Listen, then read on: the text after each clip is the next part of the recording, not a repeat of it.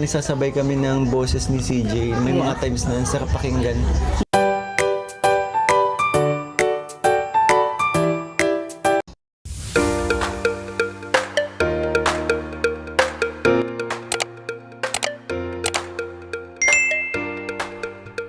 Isang mapagpalang araw po sa ating lahat. Magandang araw at libig po dyan sa mga silent viewers at solid supporters ng ni Chris. Bye-bye. Heto nga po mga karingap. May panibago na lang po tayong pag-uusapan patungkol mga kung saan kalingap ko yung sinasabi patungkol kay Krista. Nang dahil pala kay Krista kung kaya kalingap ko yung nagawa niya ito. At yan nga po ang ating pag-uusapan. Maya-maya na lamang pero lali ko rin nga pong paalala sa inyo. Bago po tayo magbigay ng ating mga komento at opinion, itapusin po muna natin ang kubuan ng video ng sa nga po ay akma po ang ating i-comment mga kalingap at lagi ko rin na pong hiling sa inyo at tuloy nating suportahan ng magama na matubang. Napakaganda nga po yung pinapakita nila sa atin, mga pagbibigay saya at tulong sa ating mga kababayan. Ipatuloy po nating suportahan at i-marathon mga kalingap. Nang sa ganun nga po ay mas marami pa silang matulungan, lalong-lalo na nga po dyan yung mga kapos sa pangangailangan ay maninga po nila. At syempre, wag rin nating kalimutang suportahan ang kanilang may bahay. Walang iba kundi sina Ate Edna Vlogs at Jackie Tafia. Huwag po sana tayong magsasawang sumuporta, mga kalingap. So yaan, balik na tayo mga kalingap dito sa ating pag-uusapan ngayong araw.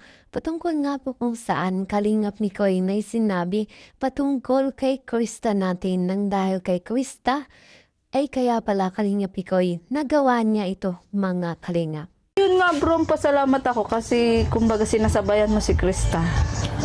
Kasi gusto ko kasi tawag dito. Buti nga kahit paano natutunan kong yung mag-blend sa boses niya. Kaya nga sabi ko sa iyo, try mo kayang kasi si Krista nagbo-voice lesson. Si Krista kasi a singer, tapos ako hindi naman ako singer, pero pag nagsasabay kami, yes. Ako depende na po yan sa inyo, pero pag napapakinggan ko pa nagsasabay kami ng boses ni CJ, may mga times na ang sarap pakinggan. Tulad na lang nung birthday ni Kapitana. Yes. Nag-practice kasi yun pa, hindi every time na may Chris, hindi po kami nagpa-practice ni CJ. Oo nga. Nagmi-meet na lang talaga yung namin. Oy, ganito kantayin natin na. Okay. Or sa chat na lang kami sa chat na lang kami nag-usap ng kakantay. Pero yung nagkaroon lang kami ng practice nung birthday ni Kapitana. 'Di ba? At yun yung maganda maganda sa namin ni CJ na kahit papaano nagtutulungan kayo.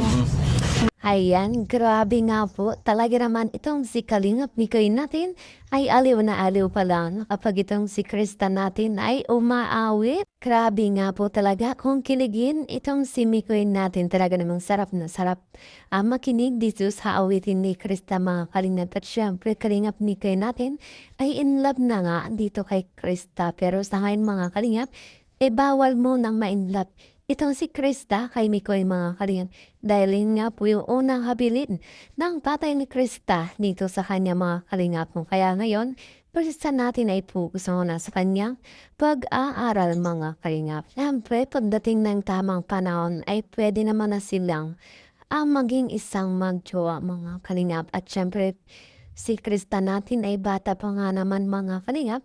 At siyempre, kailangan munang focus muna sa pag-aaral para mas lalong matupad ang kanyang mga pangarap sa buhay. At alam din naman natin si Krista, merong kinaninindigan mga kalingap at talagang merong isang salita at isang pangako para sa kanyang mga magulang.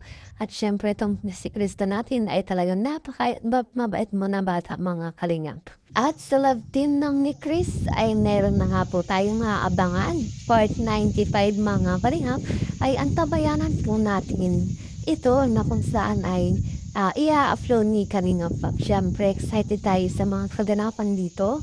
Kung kaya abangan natin mga Kalingap. Siyempre, wala tayong idea patungkol dito at ito nga po ay sorpresa para sa ating mga sulit supporters. At syempre, ayon niya po dito din sa kaganapan na kung saan ay graduate itong si Krista natin mga kalingap, ay talaga namang tuwang-tuwa itong magulang ni Krista.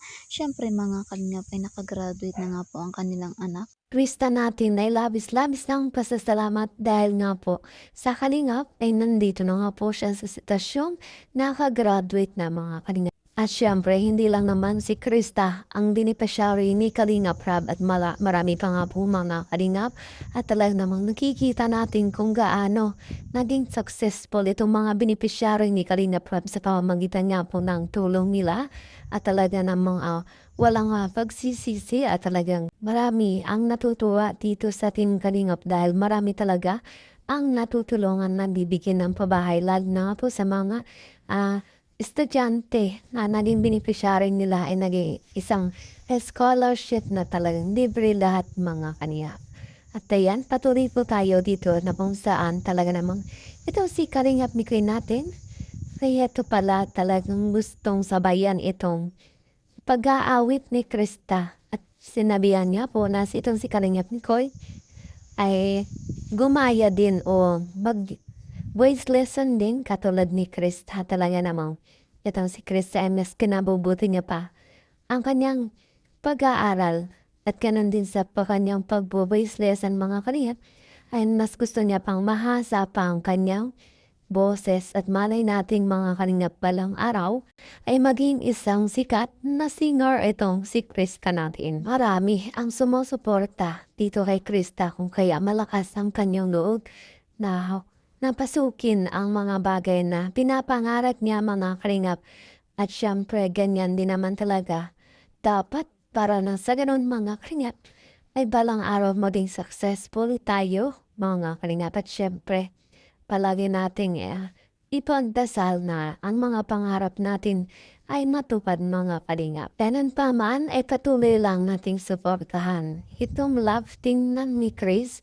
Nawa ay tumagal pa mga kalingap para nang sa ganun ay mas marami pang silang mabigyan ng inspirasyon at mapakilig itong mga solid supporters natin na kung saan ay patuloy na sumusuporta.